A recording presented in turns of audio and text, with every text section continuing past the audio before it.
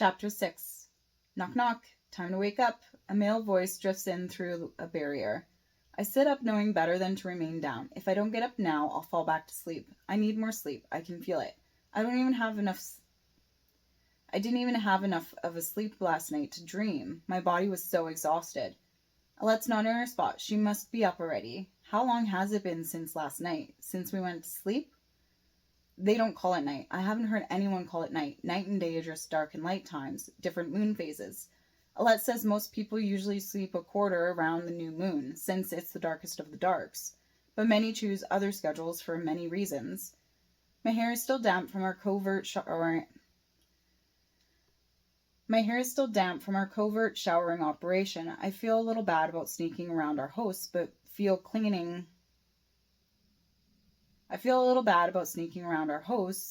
feeling clean was worth it. I nearly thanked Alette for making it happen.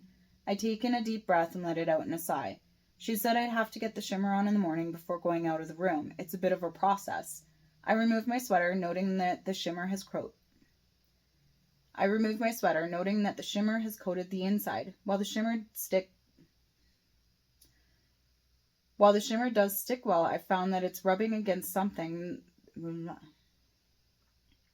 While the shimmer does stick well, I found that if it's rubbing against something, then some of the sparkles come off. I'm glad we thought of it before I went into bed with bare arms.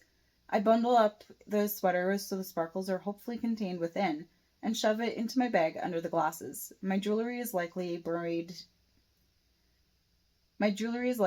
deeper down. Once ready, I leave the room. Titan sits on the bed, waiting for me. Good morning, I say. Good morning.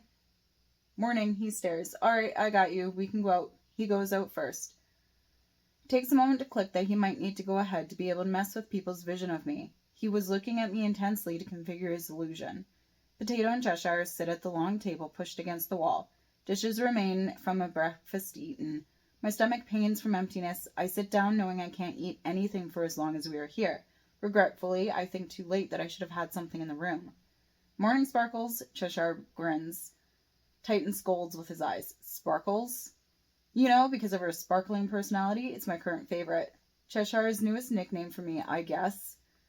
A giggle bubbles up and out. I don't know if it's from the nervousness or from amusement. Possibly both. Sparkles seems like a dangerous inside joke. Sparkles? Potato admonishes. Better than Blondie, he shrugs. Is not. Then you call her Sparkles and you call her Blondie. I'm undecided right now, but both of you should stop bickering. Titan looks around and then back to them.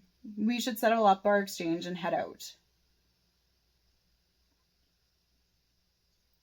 Already done. We can go whenever, Alette informs him. I gotta go to the bathroom. Whoever else needs to should. It's still a quarter to the tavern. Whatever happened to breakfast at the Tree Tavern? A quarter of the day away doesn't seem... blah, blah. Whatever happened to breakfast at the Tree Tavern? A quarter of the day away doesn't sound like it's anything close to breakfast. They clear away the dishes to the sink area. We visit the bathroom, grab our things, and then leave to our horse-drawn cart. Someone has flipped the cart around to face the road. Potato goes up to take her turn for driving. Cheshire complains his arms were too sore from yesterday. He doesn't look sore when he's throwing the bags up into the back. I climb up. On the right of the bench in the front is something black. Titan picks it up after settling the final bag. He removes a card from it and starts reading. It's yours. He hands the cloth bundle to me. 1 pair of pants in exchange for rudeness.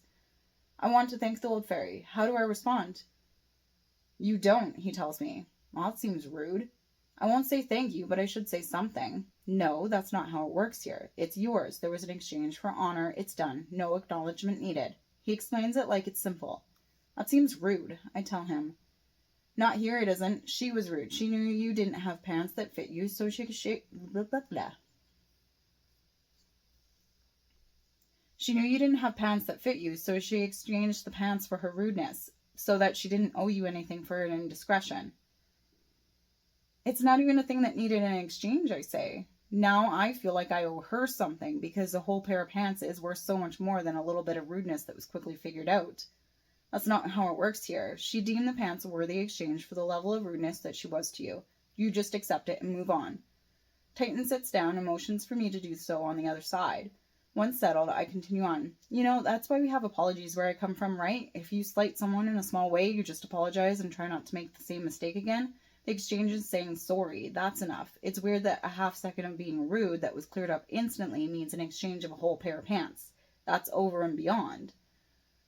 Not here, not with fairies. You just have to accept it. Sure, but now it feels like I was the one that was rude, that I made her feel bad enough to gift me a whole pair of pants, and I didn't even thank her for it. I tried to explain it a different way. I don't think he gets it. An exchange was done for her rudeness, so the pants make it even. It's done. Titan finishes curtly. Okay. I hate that he can just say the conversation is done, so it's over. He won't explain anything else, so it's not worth trying. Potato starts up the horses and pulls us out of the driveway. Cheshire chimes in quietly. If you thanked her, you'd owe her something. His attempt to explain it in a different way just pulls up more of my confusion. Yeah, see, I don't get that either, because for us, the exchange is the gratitude and saying thank you. Not saying thank you is being rude. You don't owe someone for thanking them for doing something for you. Words aren't enough